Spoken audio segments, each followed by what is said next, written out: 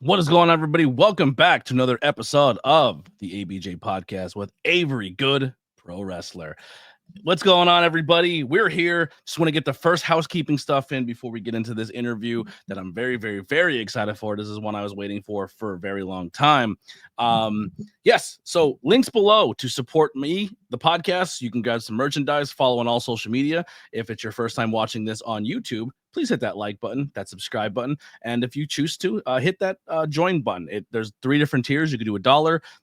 But the $1 is just kind of general support. The $5 one gets you all of the content ahead of schedule. So some interviews that are recorded, a lot of them recorded in January, which we talked about before, but they're going to stretch out along the rest of the year. So you would have been able to watch them the whole time if you joined that membership button. So definitely, and that helps keep the podcast alive and pay for services like StreamYard that we use to do that, and upgrades here and there when things break. But yeah, so thank you guys so much for the support. If you also listen to this on the audio side, a 5-star review on Spotify, Google, all those go a long way also.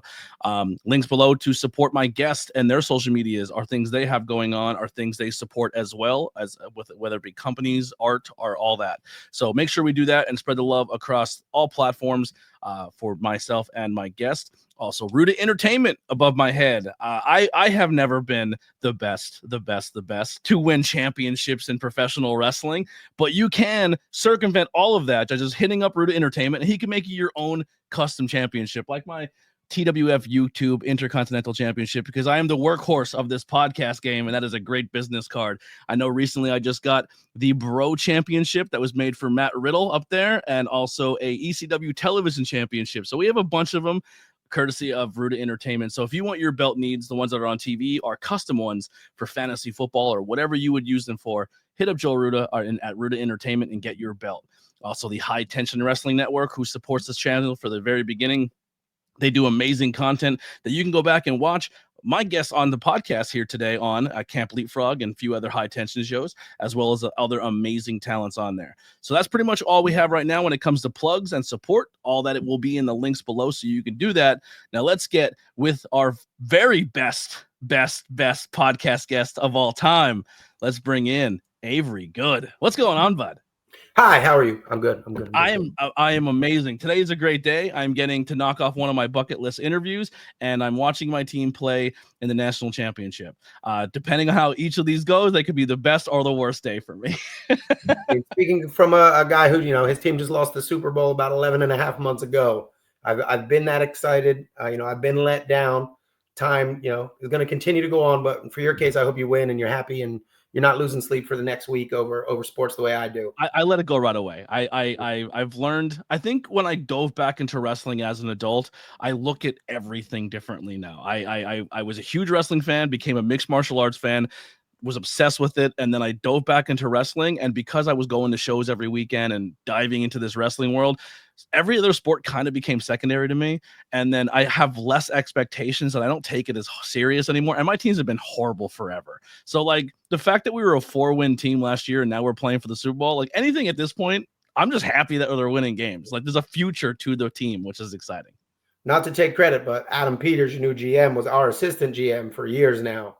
And so when you guys got him, I was like, oh, that's a big pickup for them. I'm already happy to see his success, but that's from the Niners lineage. Yeah, absolutely. Well, we had a really terrible head coach, but his son was a good assistant coach, and you guys now have him. Fair trade. Keep his dad out. He's actually really talented, but the dad he's crazy. But tell people who you are and what you do. I am Avery Good, professional dad these days. I was a professional wrestler for 17 years, mostly of the, Chikara lineage is where I spent most of my time. Was creator wrestler, Moscow Communist Bovine, Ultimo Breakfast, Dasher Hatfield for a long time. And then I, started to branch out on my own. I became Avery Good, or I guess we started with a very good professional wrestler, which was the name I loved the most. But eventually we had to come up with a real wrestler name. So I took the AVERY came from the AEW appearance, right? Or like I got there and on the whiteboard where they put your name, it said Dasher Hatfield. And I grabbed Bryce. I'm like, Bryce, I'm not Dasher Hatfield anymore. And I had a feeling that was going to happen. So I already had this in my pocket. I'm like, well, then can I be Avery Good, professional wrestler? And he's like, you can be Avery Good. That's great. I'm like, thanks, Bryce.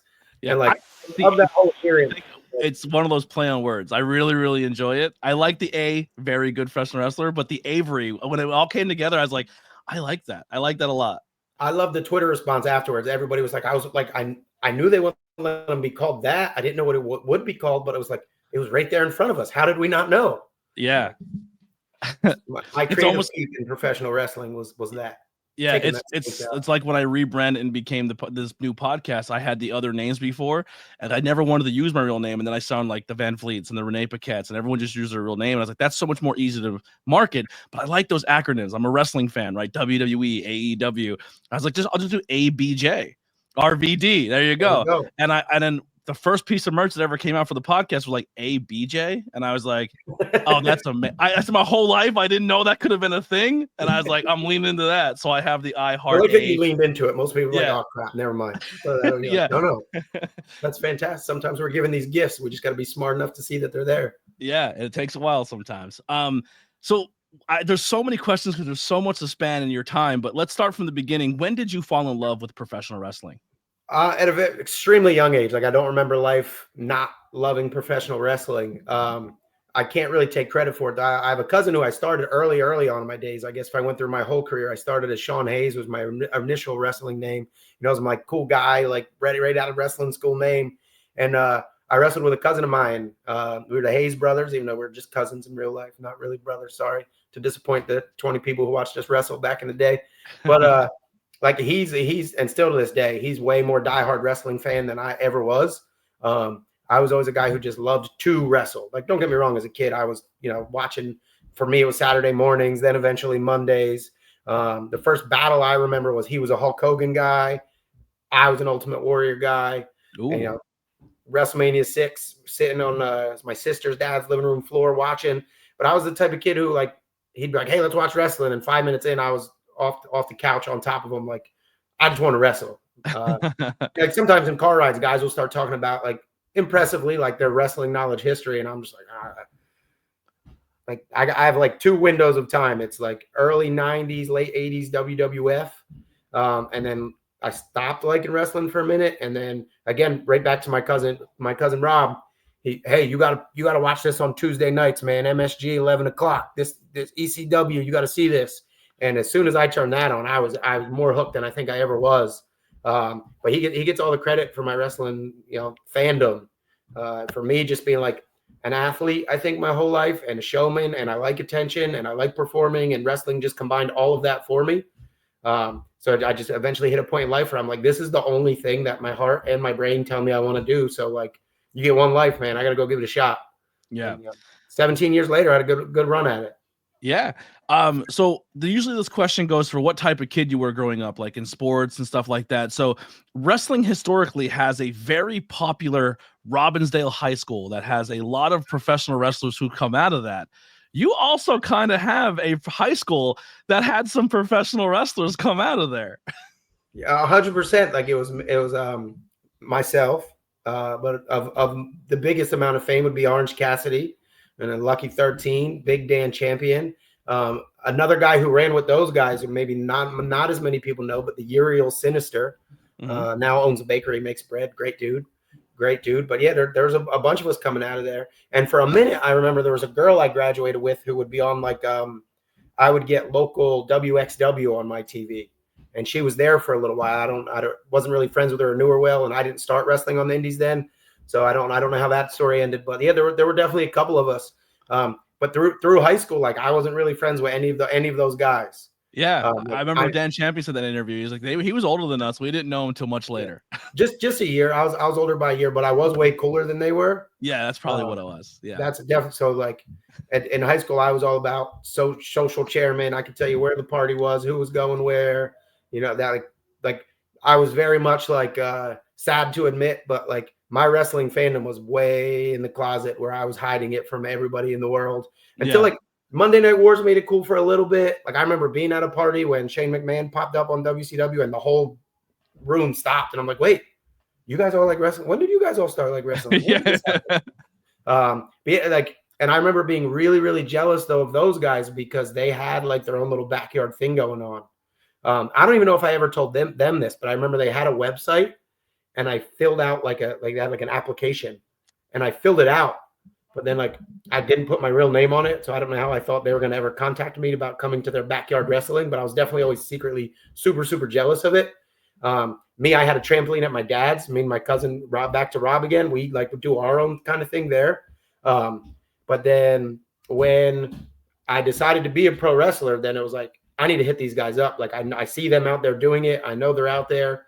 Like, and I ran into Dan Champ at a bar one time, and I don't know, the rest story tells itself. Like, it's like, Dan, I started training, and he's like, oh, that's really cool. Like, you can come with us. And we would go to, was it GBW? I want to say, like, I don't even know. It was like a 3-hour ride. Greg Excellent used to run it.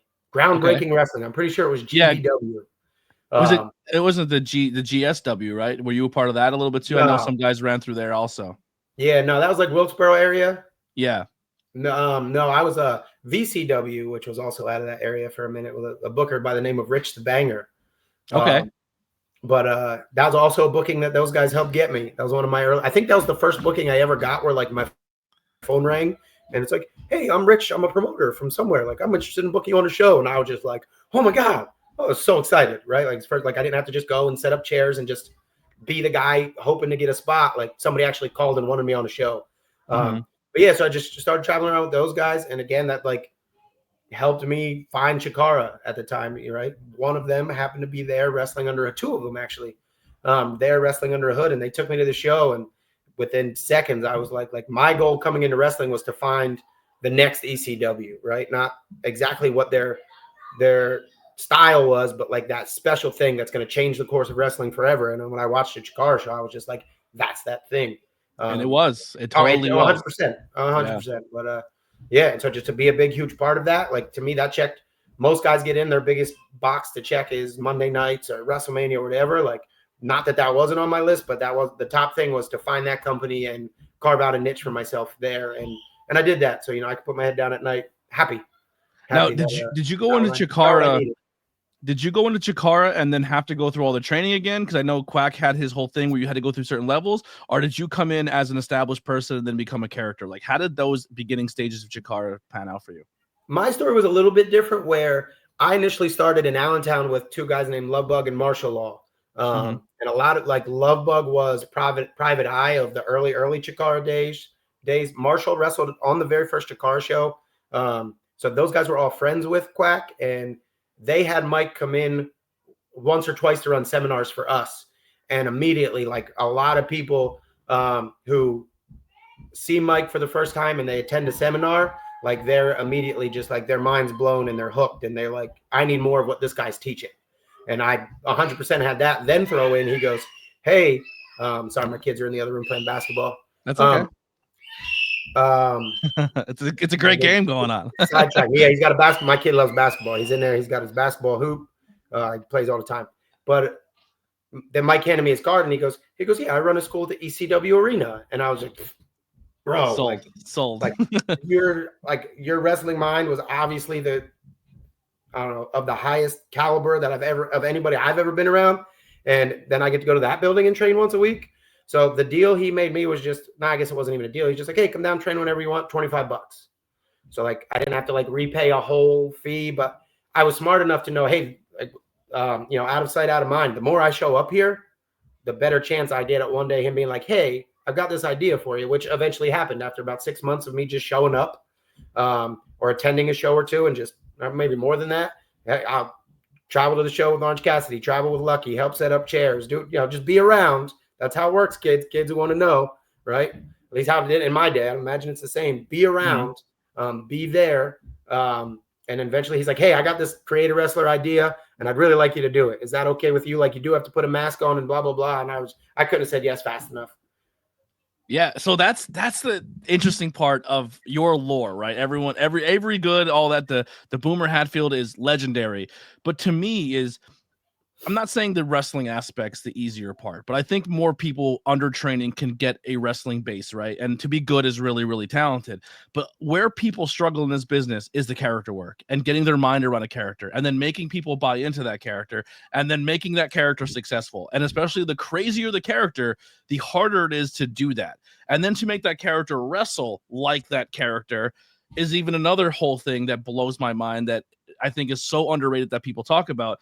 But the creator wrestler is essentially you were given this character, and then the fans voted on a wildly crazy name, and then you had to take that character and run with it for a year. That's the story, and it was a difficult challenge, but once I accepted the challenge and took it for what it was worth, where it's like, hey, like I've got to get really good at being all these different personalities. Like I've got to find a way to do that.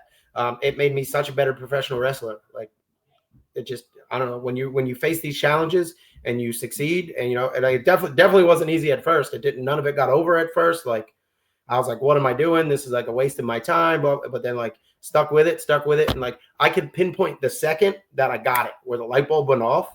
Please. Like 100, I was Moscow, the Communist Bovine. I think it was the second or third match. And it was the first day. So I think it was the second match. Maybe it was I think it was the second match I ever had as Moscow. I was in Reading. I remember that, the Riverside Beneficial Building. And I remember when I first came out, I think I did like a silly dance. I didn't know what I felt silly. So I started being silly. And then I'm standing in this ring. I think it was a 6-person match. So there's a lot of entrances. So I had time to think. And I was just like, why am I making this more difficult than I have to? Like, you don't need to create anything new. What would a big, angry Russian cow do? Right? He would stand here like he's the baddest dude in the ring, because Russians are some scary dudes like Drago, you know what I mean? Like Ivan Koloff or Nikita Koloff, whatever. And why is my battery running low? This computer is plugged in. Sorry about that. But okay. I remember all of a sudden I just crossed my arms like this, and I just stood there. And like for the first time, I was able to get out of being myself and put myself into the mindset of what this thing is. Funny story even about that. Oh, there we go. It wasn't plugged in. One of our students years later watched that match, and he brought it up to me, and he goes, I feel like I saw the second you understood what you were. And I'm like, dude, like I've never even shared that with anybody. I'm like, you totally did. Like I just went from silly whatever to just.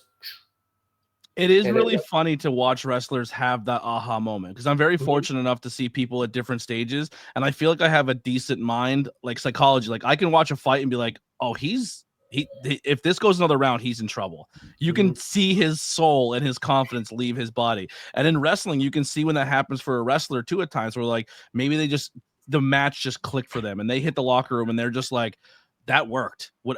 Everything that I've been beating in my head that it was there, but I wasn't putting the pieces together.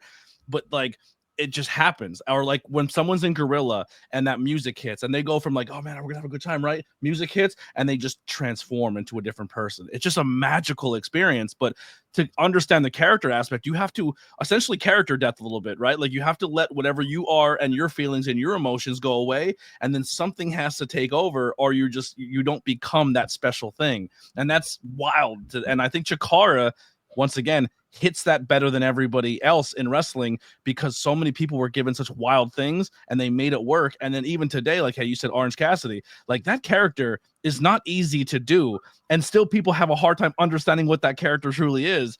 But that comes from the toolage of what Chikara pretty much based itself off of. Oh yeah, that guy was given a character that nobody's ever had. It's not like he had film to go watch how to be, what he was there. And I have a theory on that too. They figure it out, and then again, it's that light bulb. Like that's my moment for me. But then I could take that same thinking and apply it to whatever the character might be, right? Like you said, I'm no longer me. Like I've got to adapt to what I'm supposed to be now. And if I don't live and eat and breathe and act and talk that way, nobody's gonna buy it. Mm-hmm. Orange, I get 80s like cool guy vibes, like the 80s, like the Top Gun, like those cool, the cool guy moment. But I also, and it maybe just because I know Dan Champion so well and he's obsessed with the boss, the Bruce. I feel like I see a little Bruce in Orange Cassidy too, like with the just cool and everybody in the room type deal. I always think he somewhat, like obviously the guy's a genius and everything he's got going on is amazing. Really happy for him. The start of it, I think, and I don't know if this is true or not, he was once picked through like a friend of a friend to have his picture taken to be on the cover of a book. And I might have the name of this book wrong, but I'm not far off. I'm pretty sure the book was titled How to Be a Douchebag. And it was just him looking as douchey as he could. And then like I feel like a week later he had this Orange Cassidy idea and it was just running with it. Yeah. I don't know if that all goes together. And I'm obviously in real life not a douchebag at all, one of the nicest. But I remember like seeing the pictures for the cover of that book And then now, that I see what Orange Cassidy, I'm like, that look is oddly similar. Now, knowing him your whole life, can you tell the difference between Orange and then obviously you're like the person like when he's in that character and he's so good at always keeping it? Do you see the polar opposite of how good his character work really is? I mean, the only thing I'll say is in the character-wise, he comes off as this like lazy, nonchalant, I don't care kind of guy. But he was the hardest working guy I had been around for 15 years, like sacrificed everything. That guy deserves every flower he gets in this world. Like, literally has college degrees in things like film just because he did that just for wrestling, right? Like grew up around me, but uprooted himself to Philly, which is something I never did, just so he can be at training all the time, right? Like I mean, my wife and I have been together 24 years. She was with me my entire wrestling journey, but predominantly he was always single, no kids, nothing, just because I think he knows, right? Not that it's impossible to succeed in wrestling when you have that other kind of stuff going on, but his main focus his whole entire life was, I'm going to be a successful professional wrestler. And he worked his tail off to get what he wanted.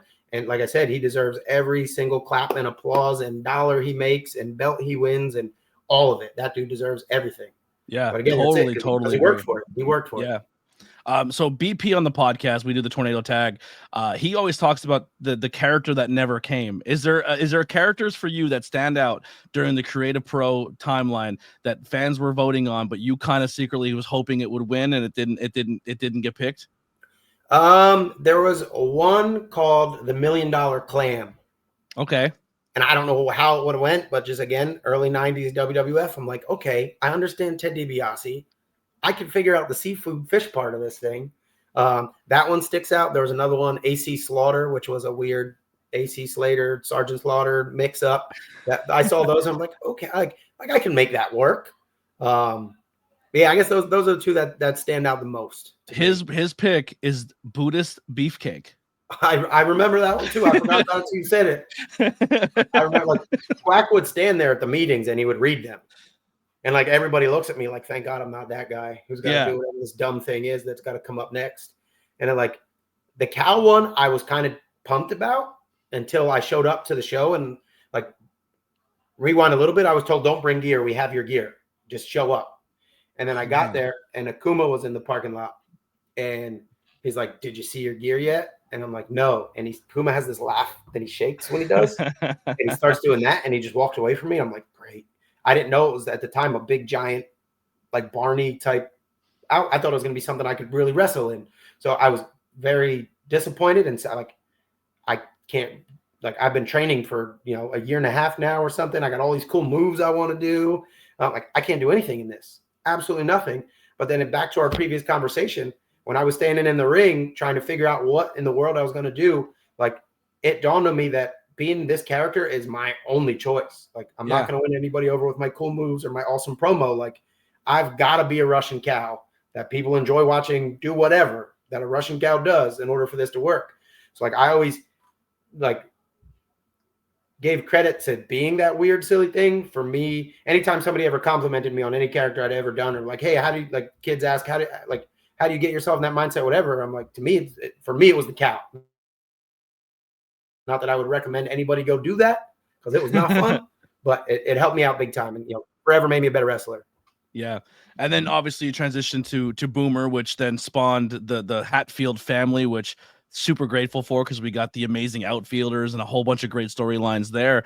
And then transitioning to Avery, just so many great moments. Like, now you said you trained at the 2300 arena. Who besides Quack, who was also like helping with the training? Because I know Header was training a little bit at the 2300 arena, and then his time there, I believe Claudio was the guy helping out. Yeah, Claudio was there most of my time there. Until he got signed, he was there the whole time. When I first started, it was Quack and Chris Hero and Claudio. The school at the time was Chikara CZW Wrestle Factory. Yeah. Maybe within 6 months of me being there, it definitely split. And it was like, hey, if you're going to be a Chikara guy, boom. If you're going to be a CZW guy, boom. It's no longer together. I think Gulak was the only guy who was able to walk that line and still do both. So credit to him for that. Me, I had no interest in like being a CZW, like deathmatch wrestling always petrified the crap out of me. So like, I go over there. I like watching it when I don't know who is in the ring. If I know that person, I'm terrified for them. Like, I'm like, anything can, like, I'm already kind of nervous watching a wrestling match because you're centimeters away from death paralyzation at any point in time. And I know that's like trying to sound over dramatic, but it's not. Like, anything can happen at that point in time. And then when you add extra elements to it, it makes it a little scarier. Yeah, 100%. And like, you're a little nicer than me. Like, I'll sit there and watch it, no problem, and not worry about anybody. Like, I'm big on like, hey, we're grown-ups. We're gonna make our own choices. Like, even when I had broken my ankle and needed surgery and all that, like, at no point was I ever like, oh, feel bad for me. I know what I did. And actually I felt lucky because I'd made it 15 years at that point without any major injuries. So I was like, hey, I know what I'm doing. I understand what I'm doing, and I understand the risks of it. But like, I love deathmatch wrestling, watching it. Like, I love the guys who do it and do it well. And, you know, it's a lot of fun to watch. It just, for me, that was not my cup of tea. So I was like, I'm going to go over here. Yeah. Like, I'm going to do some lucha. I'm going to do some drags. I'm going to learn some holds. I'm going to put on this great costume and just have some fun and wrestle. Give me that life. How are the beginning stages or throughout your career finding your place? Like, once again, you're always changing your character. You're always having to work with different people, different storylines. How did that play into you as a person in this industry? Like, my journey's so unique that's like every different version that I had, I was given a little bit more. Like the cow, I could only just be a character, right? Then the breakfast thing, now I could wrestle a little bit, and I'm a little bit better at being a character, no expert by any means. And people seem to really love that one. I hated it and couldn't wait for it to go away just because I'm like, this is just dumb. Like, you know, nobody wants to be that thing when you become a pro wrestler. At the beginning, like, I still go back to Claudio for a second. I remember walking into the arena, my first ever training there, and it was me, Claudio, Quack, and this guy from Mexico named Angel del Fuego. So the entire training, they called in Spanish, which I do not speak. And if you know anything about Mexican lucha, everything is backwards. You tie up backwards, you grab the headlock backwards, you throw arm drag backwards. So needless to say, I left there like feeling like a real idiot. Like, that was the day one. But for me, it was just a matter of keep showing up and keep showing up and keep showing up and be willing to do whatever it is they asked of me, character-wise and work-wise. Set up the chairs, no problem. Come be security, no problem. Especially after those characters took a little bit to get over. I was very appreciative. I kept getting opportunities, and I think just having my head on straight and understanding my place at that time, like, helped me to get those opportunities. And then when finally I remember getting the calls like, hey, it was the first time they ever asked me about any of the characters if I wanted to be one, like, other than like the breakfast cow thing, like, you're just going to be it. But Dasher, they asked, and I'm a huge sports guy. So I was just like, yeah, I love this one. Let's do that. And that one, like, from entrance one, like, that felt right. And it felt like me. And I loved doing it for a long time. Towards the end, I wanted a different challenge. At that point, it was just easy to come out and be good guy Dasher and people cheering. Yeah. I realized I was calling you Boomer the whole time, and it just clicked in my dumb brain that's what I was referring to. Dasher, not Boomer. My apologies. Yeah. So many name changes in wrestling. I confuse myself sometimes. It's my baby boy. It's okay. It's okay. Little baby boy. But yeah, other than that, and just like having fun and like surrounding myself with people that I enjoyed being around. And, you know, I loved traveling like crazy. That's one thing people ask me, what do you miss? And I'm like, three things, I guess. I miss my friends that I've made in wrestling that I no longer see regularly. I miss traveling, and I miss the art of putting a match together. Like, I'm lucky enough to get to do commentary for the LVAC guys, and before shows and intermission, I just like kind of linger around and watch people put matches together. And that's the part where I eat my heart out. And I'm like, oh, like, I love the creative process of, like, whether I know you, I just met you today or whatever, but like, we've got about an hour to create this magical thing. And when it happens and everything flies the way it's supposed to, it's one of the best feelings in the world. Like, whether you're getting pinned or you're doing the pinning, like when you're at the end of that match and you're like, dude, we just created some magic in here. We had these people, you know, doing whatever we want. This was great. Like, I don't know, it's the best feeling ever. So I miss that. Yeah. And you have like every time I've been to a live event and you're there, magic has happened in that ring. It just works. We'll get to the one that just blows my mind. But you said commentary. I think you're very good at commentary. I think you're criminally I missed the opportunity to commentary with you for a Camp Leapfrog show. I actually took the mic off to you, and then you and Noah did it. And the whole time I was like, oh man, I wish I would have had that opportunity. Maybe down the road, who knows? LVAC, I could just show up one time. I don't care. But I remember helping you up and down the ladder the whole time because your leg was in a cast. And then the end of the show, you go out there and you spike somebody on their head and the cast comes off. I was like, this son of a bitch, the whole day I'm holding this ladder and like. If it helps, I have a real fear of ladders, so I appreciate you holding it, whether I was healthy or not. That's like my biggest fear in life is I don't like ladders at all. I wrestled a couple ladder matches. Like the one I knew we were going to do lots of dumb stuff. I lost sleep all week knowing.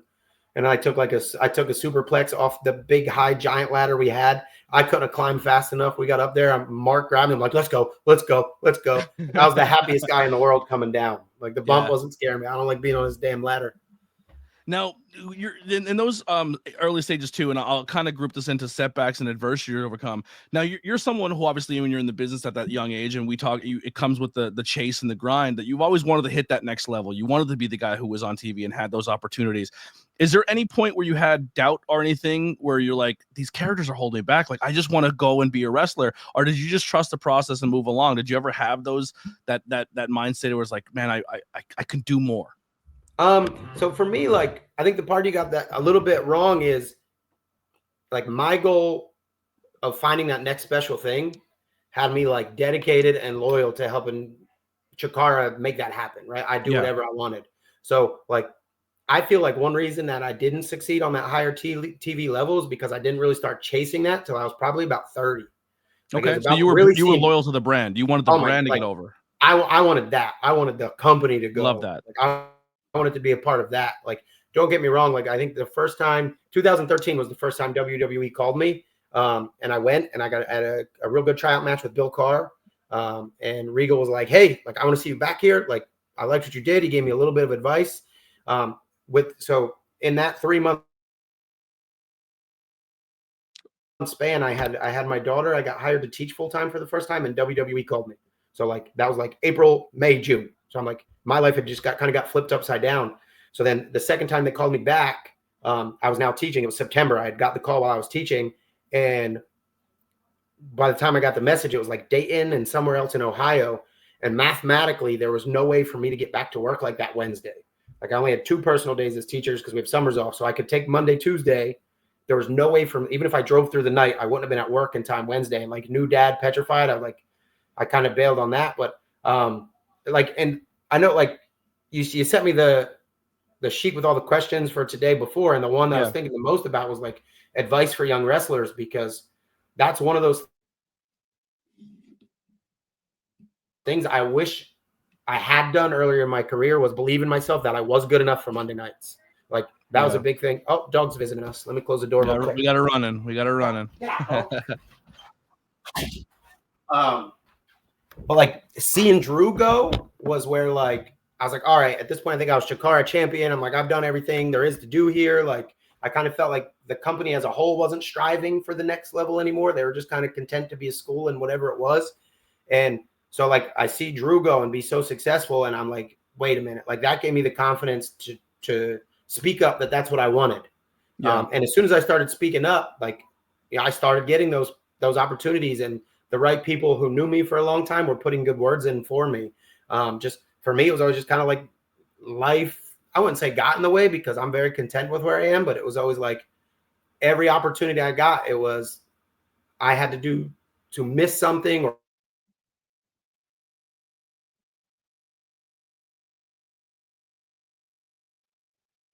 be somewhere. I'm okay with that.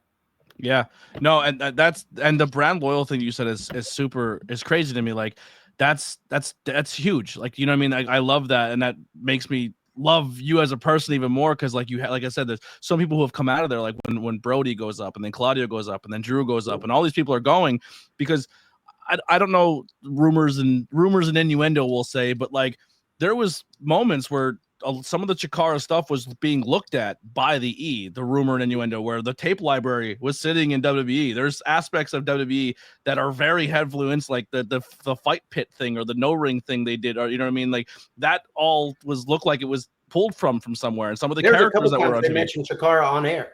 Yeah, I mean, and the network's coming, and will they look at the independent scene and grab maybe some of the tape library? Like there was some stuff going on where that could have been the case, and and like I said, that's all because of people like you who believed in the brand more than they believed in going themselves. And I'm not saying the people who went didn't, but everyone had that environment, and you can feel that in the locker room of, hey, let's make this something special, and that was huge. That was huge for that brand. And don't get me wrong, had I gotten that phone call that Claudio got or Brody got, like I had my opportunities, to go and like try out this, that, or the other thing. But if they were ever like, hey, we want to give you a job, I'd have been out of there in a second, just because that's an opportunity that not everybody gets, and only a fool would say no. Like no matter what I was working on there, like to get to go travel the entire world on a regular basis and be, everything I watched growing up, like there's no way I'd be able to say no. I remember like the first time. So again, when I went for my tryout, I had just had a baby, and my wife and I had to sit down and have those conversations. Like, what happens if they bring me into a room, which I know they've done for people, and put a piece of paper in front of my face, right? And my wife is very family oriented and would never leave the Lehigh Valley area that we're in. So I'm like, would you move to Florida? She's like, nope. And I'm like I still don't know what would have happened had they actually offered me a job. Like her and I would have to sit down and have some real conversations, just because in my mind, I felt like I worked way too hard to pass up on any opportunity they give me and provide for my family that way. But then also, like, out of the gate, the minute they handed me my daughter, like, I'm dad first and foremost. So like I was sitting there the whole time in the back. You get a lot of downtime. I'm like, I'm pretty strong mentally, like not to brag about that, but that would have been my struggle big time. Like not being around my kids and traveling that many days a year, I would have big time struggled.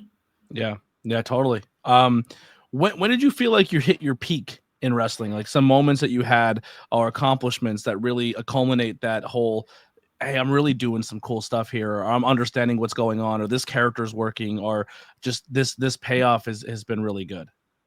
There are definitely like benchmarks of that along the way where like you can feel yourself like up in your game and hitting the next rung on that ladder or whatever.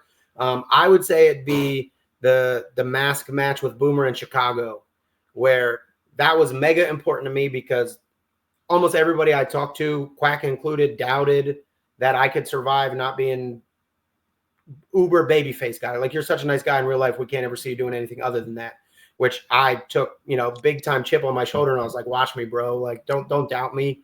Like, I'm gonna work my butt off till I succeed at this thing, and I already know I can do it. But like, to me, that match needed to go as well as it did in order for me to get off on a great start on that next stage of my career. I remember having this same conversation with Bryce and getting in the back, and Bryce is like, you did it. Like, everything you wanted to do, you wanted to get off on the right foot. You wanted this to go, like, you just did it. And I'm doing it in front of, sold out Logan Square Auditorium. I'm doing it with a guy who is literally 10 months into his training, like not even 10 months into matches. He started training 10 months ago, and we've got to go put on the best match I've ever been in. And him and I give so much credit to him too for being a young kid and being able to handle that moment. But for me, like, I built so much of that match, and I ring generaled that match, and I came up with the story of that match, which I was very proud of.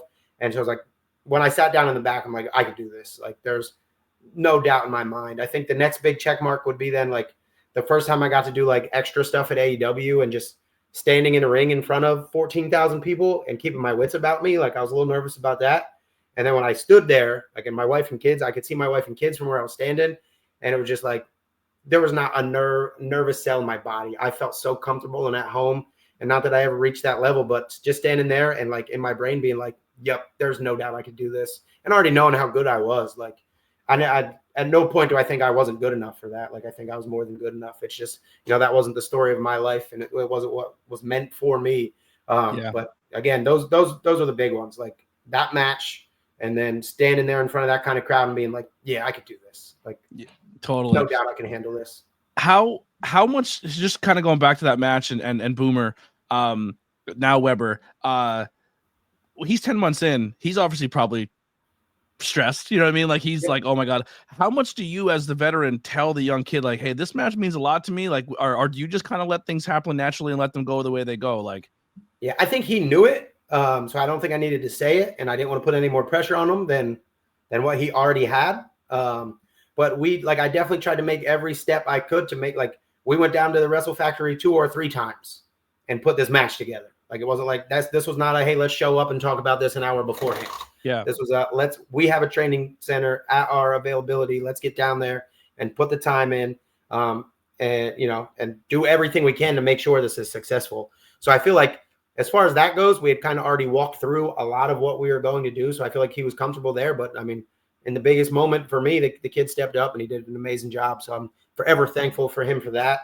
I was fortunate enough then maybe a year or two later to take his mask. So I know like we did the whole mask exchange. I got his downstairs. I was so mad too because I had this cool black one with the gold and he took it and he's got it. But that's my gift for him helping me out that day. There's a few guys. Well, one of the old guys that makes a lot of those masks. I've been hitting him up. I said once I get myself financially good, I want to start a mask collection, but I want to start with Chikara masks. Like I want to get Ultras masks. I want to get you and Boomers masks, like replicas of them, obviously, because I would never ask for the real ones. But they're just ones. I have one mask that I think is pretty cool. I have a Lindsay mask because Lindsay is the guy who took a Chikara character and put it on TV. You know what I mean? Like that's pretty cool. Oh yeah. Yeah. And the other thing is like how you said before, like standing in front of a crowd and doing the extra work. Like just once again, I wasn't a Chikara diehard and I still don't know a lot of the Chikara history. I just know what came from that being a Camp Leapfrog and hearing like the unity and the bond that came even such at a tumultuous time where the certain future was uncertain, and just seeing the leaders like you and other people and even like Weber and Shea becoming leaders, and a lot of these people who are the younger generation, that next generation that were looking for that next step, and knowing what you guys like you, Orange, Bryce, put all that work in. And then I'm fortunate enough, I got to go to London to see the All In pay-per-view, and just knowing that like your hard work and time and dedication and being away from your family and making those hard choices didn't go unnoticed by like a fan like myself, because when I was in London and I seen each person march out, like Eddie, Kingston, Claudio, Orange, and they're in front of the largest wrestling gate in wrestling history. You guys created that, and people like you being brand loyal and wanting that brand to survive created moments like that for everybody. Yeah, dude, that moment was the one time where like I love those guys and I'm happy for them, but that was the one time where I was so jealous of. I'm like, dude, this is so cool. Look at they're like, especially Eddie had a singles match in front of like 100-something-thousand people. I'm like, come on, bro. Like I wanted that so bad. But that was one of those moments when Eddie came marching out. I was trying to hold tears. I love Eddie. I will admit to being so envious in that moment, but again, still happy for those guys. Yeah. Holy cow, that had to be cool.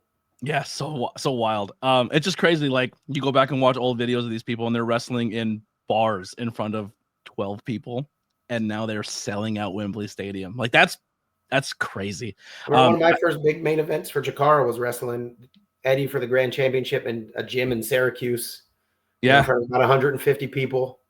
And at that time, I like on my level it was like me working up the ladder. So I remember like, and it was I wrestled El Generico the night before. Then I had to wrestle Eddie the next day. So this was a huge weekend for me. And for those guys that you could tell, I was like, just another weekend. Like, this is what we do. Like, nobody special to them. But like more advice for young wrestlers. Like, you're going to have those moments. I remember being on a show with Facade, and he was about to wrestle Sabu, who was his like hero. Yeah. And you could tell Sabu was just kind of like, just give him my money. I got to go wrestle this kid. And I was the first time I think I ever met Facade, and like I saw him upset over that. And grabbed him. I was like, bro, it don't matter to anybody else. Like, if this match is special to you and it's important to you, you go make it special. Like, you're going to be in the ring. You're 50% of everything that's going to happen.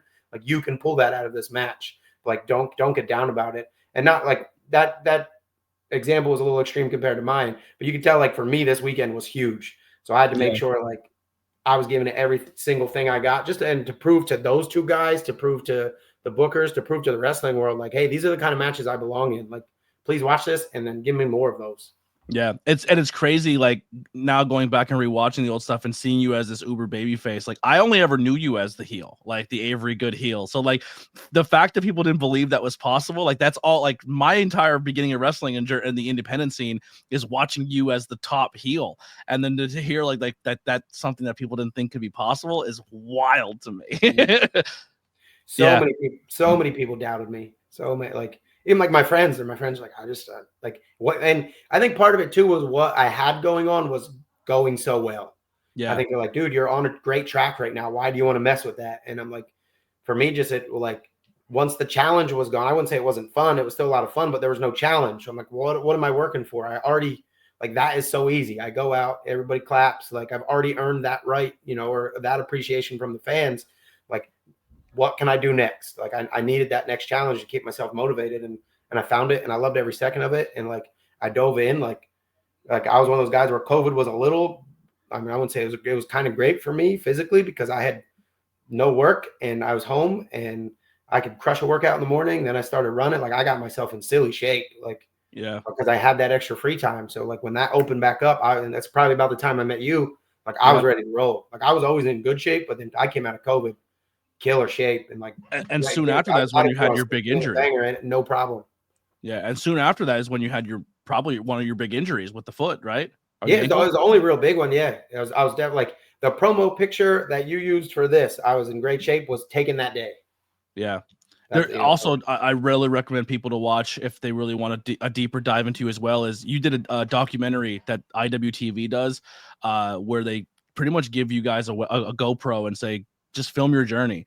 Yours was unbelievable. Willow Nightingale's was like IWTV. Huge shout out to them. That series is one of my favorite things they do, and I really hope they keep that going because it's so good. It's such a good like Edith story of like everything they went through and stuff. Like it's beautiful. It's some of the best independent journalism and just documentary style stuff that is out there right now.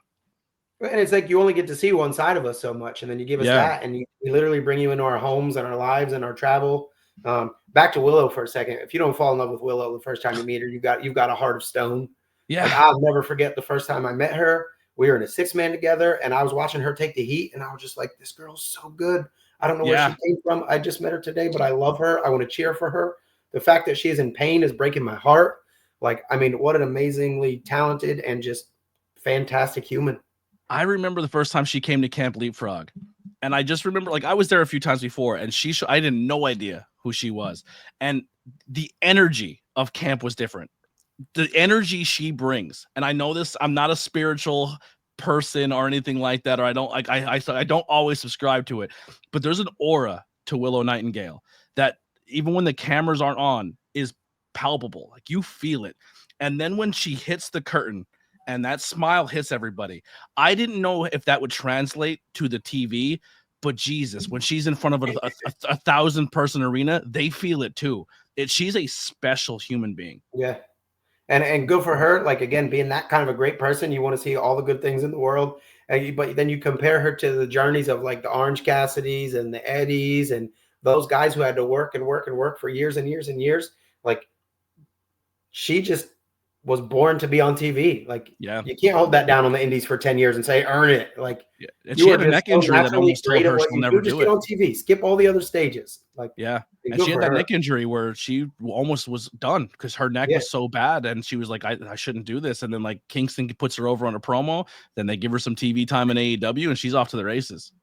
Yeah, she's a stud. So good. But moments that I wanted to kind of touch on before, your heel work also, I wanted to kind of blend those together. So you have a moment where you're retiring at Weyerbacher Brewery, which is an amazing venue for wrestling, but also crazy venue for wrestling because Weyerbacher beers, spoiler alert for people who aren't in the craft beer scene, they don't know how to make a normal beer. Every beer has to be 1,300%, and you take a sip and you're blackout drunk. So the fact that this brewery hosted this arena and it went as smooth as it did is a miracle all on its own. Because I remember BP drinking a 9% Mexican lager, which there's no business in the world.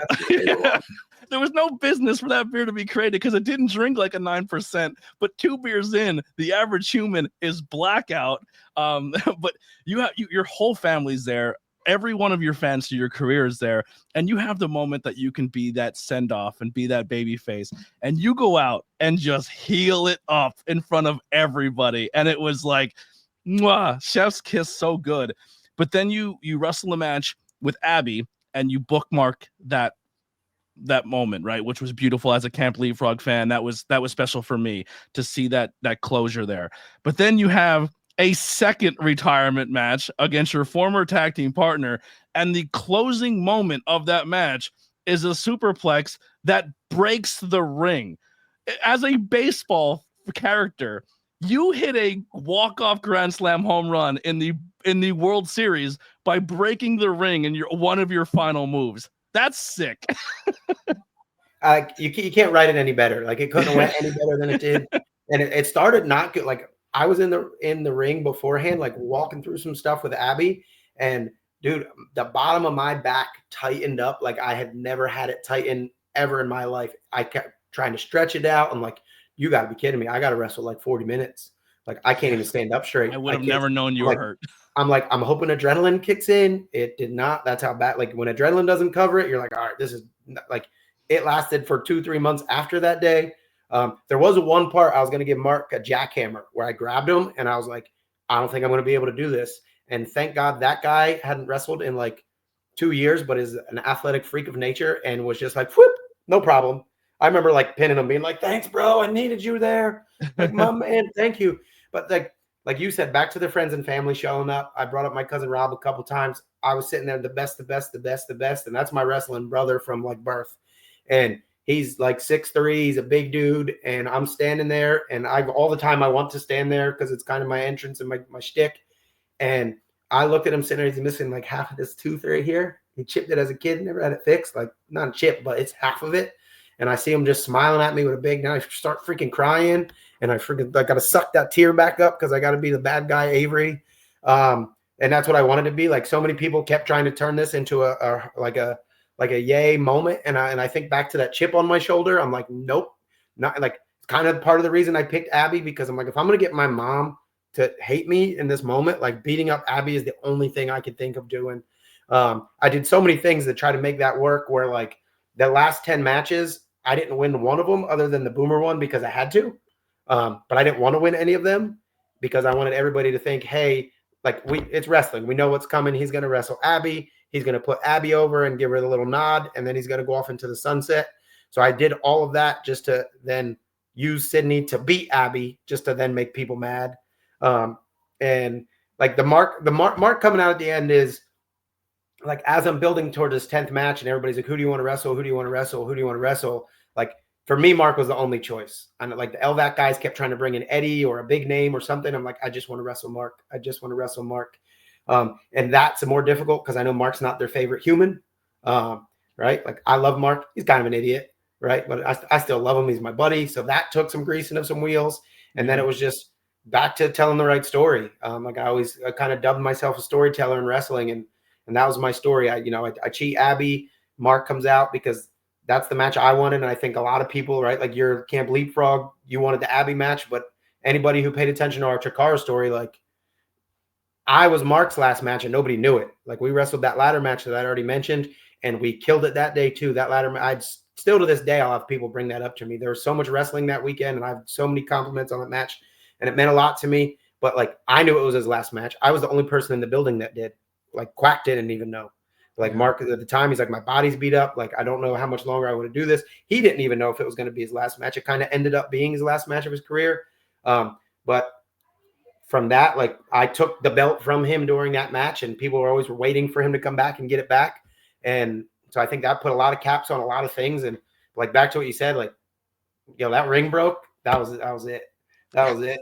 Even at the end, like I'd argue with everybody in charge because I wanted the finish to be for folks who didn't see it, the first finish to that match was 10 count. We didn't get up, which I thought was beautiful. I'm like, here's a dude I came into wrestling with, not intentionally, but we met. And like, it was at a Harley race seminar, the first time I ever met Mark, and he was not trained and he just showed up to it. And that's the first day I ever met him. So I was like 6 months in. So like, I've known Mark since his first day and we've become brothers because of this business. So like, I wanted us like, hey, like, let's go out together. Like we just gave each other everything we had. We're not like, we can't get up. Like we left it all here. It was the story I wanted. And they're like, people are going to hate that ending. I'm like, I don't care. This is my day. I want to do what I want to do. That's the end the story needs. And then people kept trying to like, well, maybe like, the fans are going to want 5 more minutes. Like, I'm like, yeah, I'm not going to give it to them. Like, this is it. And then of course the fans did. And then once the ring was broken and for like, guys, the ring didn't break like this. It broke like this. It broke like a teepee. Yeah. There's like what had happened was there's like those tubes in there with the spring and the one popped up so high that it like moved over and just sat on top of the other one. So there's no fixing it. You're not fixing that without taking the whole ring apart. So like we're standing in the ring like this and I see the big giant like bump thing in the middle and I'm like, people started chanting for 5 more minutes and I'm like, I got to DT this son of a bitch right on this big thing. And that's what we did. Like I put out to like give him a hug and then I think I kicked him and I DDT'd him and Bryce is the man and he counted the 3 and that was the end of it. And then fast forward to the, kiss the kids and have that moment, which I really, really wanted because for me, that was it. Like people are like, "Were you wrestling because your body hurts?" No, like my body felt great. I was in the best shape of my life. I was wrestling the best I'd ever wrestled. But it was like my daughter was turning 9, and it was like my time to be selfish and not be home was now over. And like, you know, those guys are my goal now. Like I do feel like once they're old, right? She's almost 12 now. Once they're out of the house, like then it's really time to make a run at that commentary thing. Like right now, my job's here, and so that's where I need to be. Also, back to the strong alcohol at Weyerbacher is one of my favorite pictures in the world.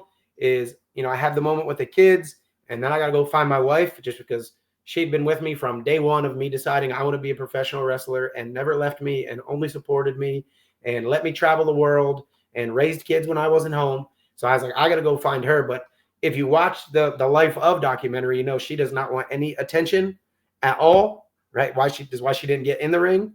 And another side note about her is she hates PDA. She's like, if we're somewhere and I'm like, let me get a kiss, right? Which I don't mind at all, right? She'll give me like a little, like, get away from me. And I don't know who was buying her drinks, but she was in that right moment where I went out and found her, and she gave me the biggest kiss, right? We've been, you know, we are married. We had a kiss then, but that's the most special kiss in my mind I'd ever gotten from her, because it was, you know, in a room full of 400 plus people, and she laid one on me. Now I got a picture of it, dude. It's my favorite. Yeah, those 9%ers will get you. By the way, so my podcast table, I have a whole bunch of stickers and beer cans that mean a lot to me. Like we took the labels off. I still have the beer can label peeled off on that table because it was a great beer. The Champ Pills was a great beer. Yo, get this. They sold it for a year and a half after that with me and Dan and Sydney's picture. For a year and a half, they kept making it because people kept buying it. That year, really good. It was their number 4 selling beer. And it was one of their, it wasn't a super high ABV, right? It was only like a 5 or pretty chill. It was low. I still have before. I have 2 cans down on like my wall. One was like a prototype, so I think it's only one of like 2 that exist, and then they changed it a little bit. So I one of each of those, but then I still have a 4-pack in my fridge. I don't know why, but like I can't get myself to like crack them open and drink them. I don't know if they're still good, but no, IPA is definitely still not good. Yeah. Those pills, they don't age very well. They're not like stouts are. There might be a night I'm like, I got to drink these. Yeah, if it was a porter or a stout, I would say age it as long as the temperature didn't change from hot to cold, hot to cold, hot to cold, or it didn't get direct sunlight. If they're darker beers, you can age them for as long as you want. But those lighter yellow beers, you usually get like an old, like a musky, gross taste to them. Yeah, maybe it's time to give them away to some people. So here you go. Put this on your shelf. I already got 2. Yeah. What a beautiful night. Goals now that you're not in the industry. What's your goals? Right now, my goal is I'm coaching an 8U basketball team for my son, and it's supposed to be non-competitive, instructional. So my goal is to dominate every game that we can play. Like, no, just spend time with the kids, man. Be involved. I'm very, very excited. So my daughter is a gymnast. She just got her very first place overall. I'm going to tell you, like, bring me back to that conversation because I got a story for you. But very proud of her. The hardest working, most dedicated person I've ever met in my life, and she's only 11. The kid's going to do big things. She's a straight A student. She's a rock star. But so she's a gymnast and she swims in the summer. 2 sports that I don't know at all or how to coach. Like we'll work out together sometimes. Like gymnastics coach will call me like, hey, can you work on this with her? Sure. I'll help as much as I can. But I coach my son in 3 different things a year. And with her, I've never coached anything, but she is officially playing 5-on-5 flag football this spring. Oh, because I think it's like I do think she's a little bit envious that, you know, I do spend all this time with my son and I try to do other special things for her to balance it. But so I think she's excited for it. She's never played before. And so I'm like, hey, if you're playing, I'm coaching.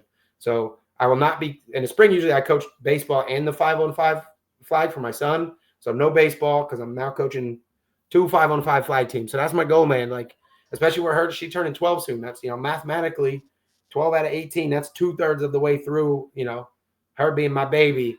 So like, it's just ride that time out as best I can. So a lot like wrestling, I don't want to look back and say, shoulda, woulda, coulda, anything. Like, that's the goal.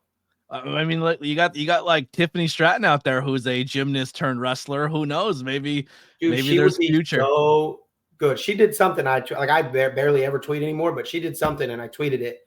And I was just like, she doesn't know it yet, but she's going to be a very good professional wrestler one day. Yeah. My son, he's gung-ho. Him and then my two nephews, they're honestly probably out there wrestling or downstairs shirtless right now with the mats out wrestling. Like her, I'm not throwing the idea away because she like, I honestly think she'd be on TV within 3 years of starting. She's so athletic. She's so intelligent. She's so hardworking. I'm a very proud dad, if you can't tell.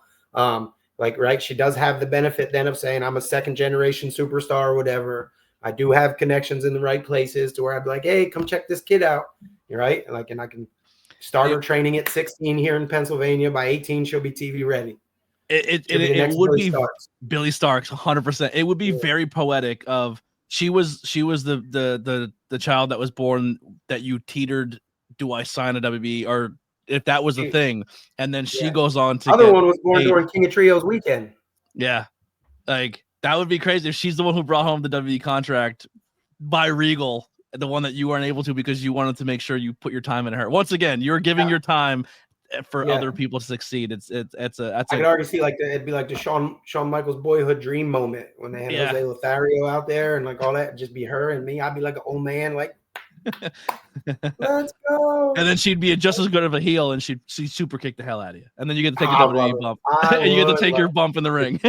There was, if you are watching this and you are not familiar with my work, or you are familiar with my work and you probably didn't watch this because nobody did.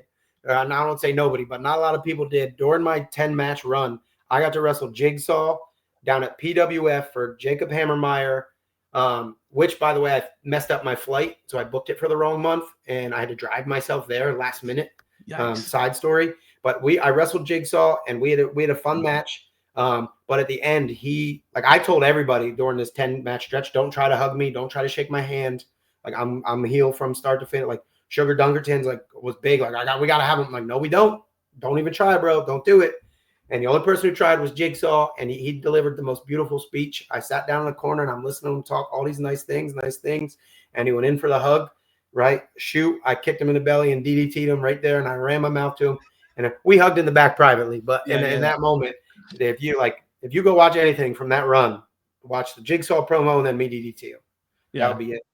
Yeah, that'd be the great. Your daughter gets the I see now. Your daughter gets the contract. You're there. I got the contract that my dad didn't, and then I'm so proud of her. And then she just DDTs you. Yep. Tell everybody what kind of loser I am. I made it when you couldn't. You scrum. Like, oh, I can see it. It'd be great. To the family, Dad. They should have kept you in a mask. Oh, it'd be amazing. Hobbies you have. I know you're coaching and the kids. Is there stuff you like to do with the kids? Some hobbies, some interests you have besides sports? I mean, I'm big like gym. I'm still a gym guy. I'm a runner these days. I just ran my first official half marathon back in November. That was really cool. Exceeded my own expectations on that one.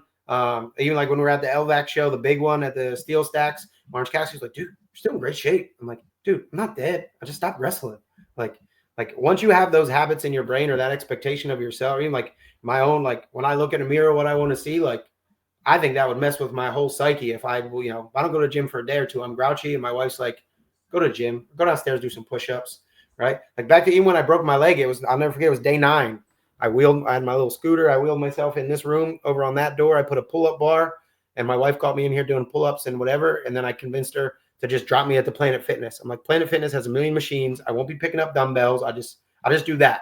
So even with a broken leg, I made it 9 days. But like, that's pretty much it. I do have, for years now, I wanted to learn how to play guitar. And I think I'm finally at a point where like, I need to just start. So maybe that might be a hobby goal coming up soon. Other than that, that's about it. Yeah, just coaching. And the kids' hobbies are just sports and friends and like. Now, does your son watch wrestling? Does he watch like WWE stuff like that? My son does. Yeah. His story's kind of similar to mine, to where he didn't until his 2 cousins, right, whose parents aren't pro wrestlers. They just got crazy into it, and then they got him into it. So it's the same thing. He's got a cousin that likes it more than he does. But again, like he's just like me. He's the one, like they put it on and shirts are off and mats are out and he's jumping off something.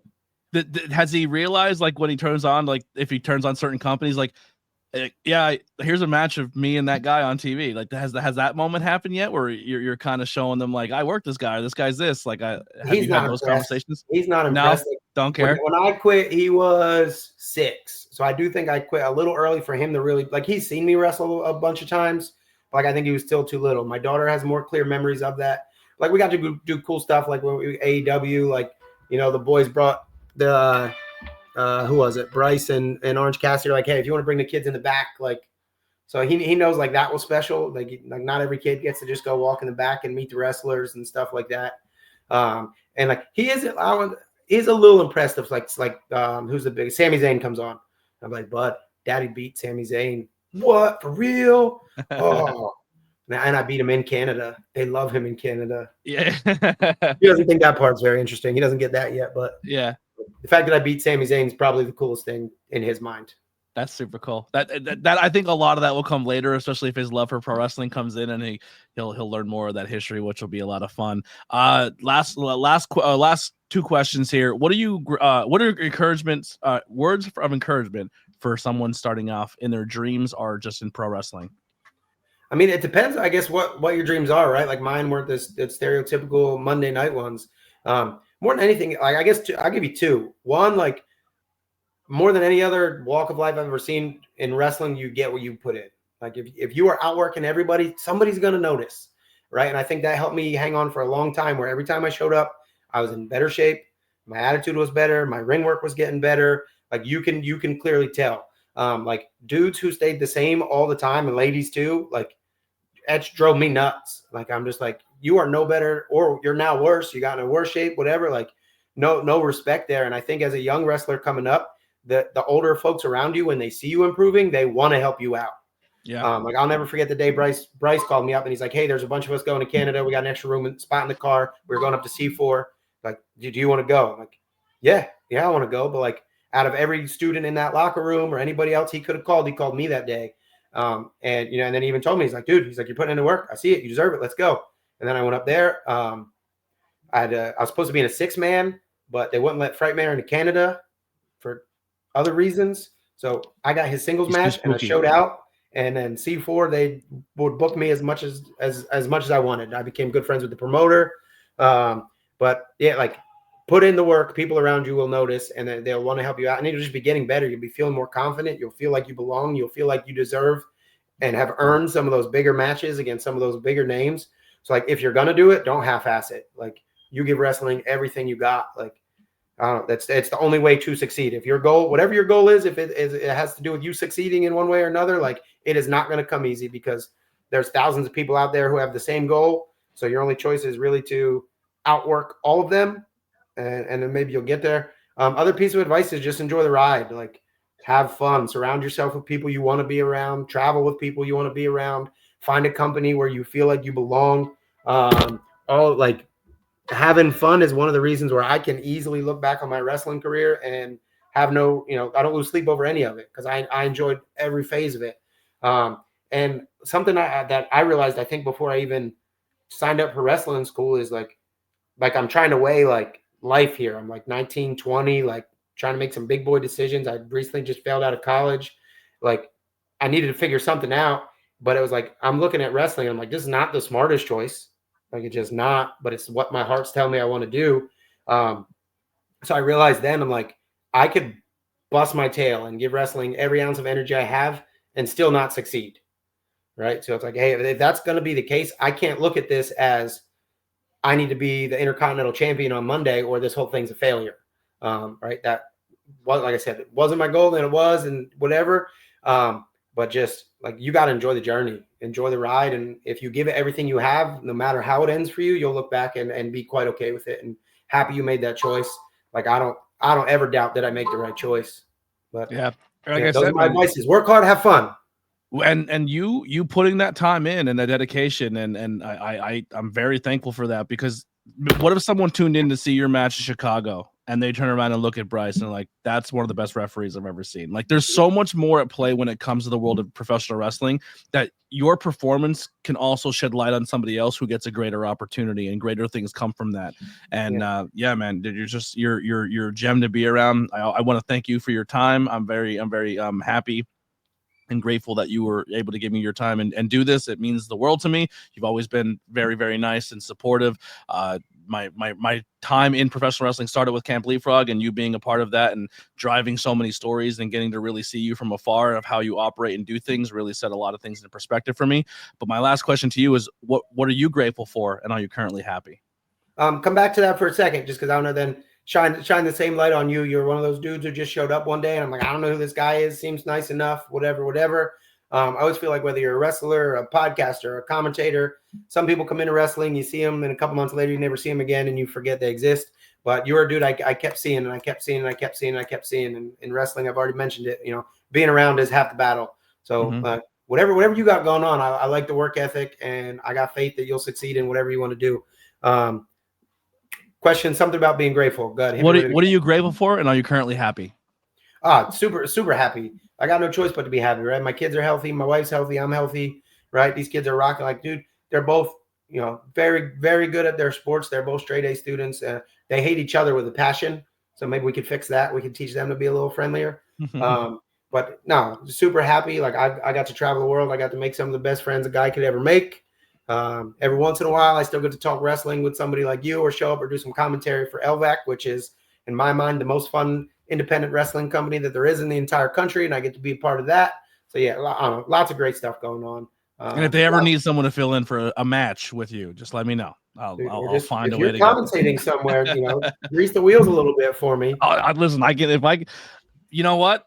I love you said that, because maybe there's some high tension stuff coming up, and maybe you can come in as a special guest for a third man seat. That's how it's gonna get done right there. I'll be happy to do it. You technically still have some high tension property, correct? What do I got? Do you have a big wooden belt somewhere? Yeah. So maybe you have to bring that back, and when you bring it back, you can join us. Because you know where it was forever? It was in the trunk of my car. I never took it out of the trunk of the car. Then I ran a red light, smashed up that car, but I cleared out all my stuff. I bet you I got cabinets downstairs, so I'll bring it. I'll return it. You can bring it, and then that'll be the way to get on commentary, and we can get that done. I just had photos. I'll send it when we get off air. I'll send them to you. They just made a new belt. Is it made of wood? No, it is made by Ruda Entertainment, and we'll just say it's very NXT vibes. Yeah, it's pretty dope. Yeah, and Ruda also made a brass version of it that they're going to be able to raffle off. So the first time it's presented, a fan could do a raffle and win the actual title itself too, which is pretty dope. Ruda really hooked them up. Yeah, it's super sick. But thank you so much. Where can people find and support you? Are things that you're passionate about, like you said, LVAC, that they can support? Just do me a favor. Go find some new independent wrestler. Go support that guy, right? Like, my days come and gone. Other than, is there someone there you would push somebody onto? Who gets the AVERY? Who gets the very best? Matt Quay the other day, and I don't even know why I did it. Definitely had a couple beers in me, and I met him a couple times at Fight Pro. And just I thought, as soon as I saw him, he's in great shape. But he just stands out uniquely, and then he gets in the ring and he starts doing what he does. Absolutely impressive. So I don't even really know that dude, other than we shook hands a couple times, but there's something about that kid that I liked him. So yeah, I love that Matt Quay. The second time this week I'm putting Matt Quay over, but I love that. Really? You made my day by saying his name. He's a great kid. He is. Oh man, the AVERY good stamp of approval on Matt Quay. That's a moment. I love that. Yeah, no, that's it. Let me think. Anything else? The LVAC. I started saying that too. If you've never been to Let's Hang Out, it's the most fun. Go there and watch and enjoy. They do great shows, great venues, whether it's in steel stacks, whether it's in breweries, whether it's in drive-in movie theaters. You can never go wrong going to LVAC show. You never know who's going to show up. And if you are a fan of the old Chikara days, you never know what can happen. They are super exciting and they do great stuff. So definitely go support LVAC. AVERY, thank you so much again for your time. This was absolutely great. If anytime you need this platform or you want to come on and chat or talk about anything, that door is always open. I appreciate you so much. If you made it this far, 5-star reviews, like, share, subscribe, take a screenshot, tag us, say, hey, I thought it was a great interview. Maybe you missed this or that. Make sure you go and watch the documentary over on IWTV. I'm telling you, not just his, but all of them. They are so good. I have to reestablish my my account with them once I get this job thing flowing. But that I love their content they do over there, and there's a lot of great shows and stuff you can watch on that network. But that's gonna do it for us here at the ABJ Podcast. Here's some music by the Converse Kid, and we'll see you guys next time.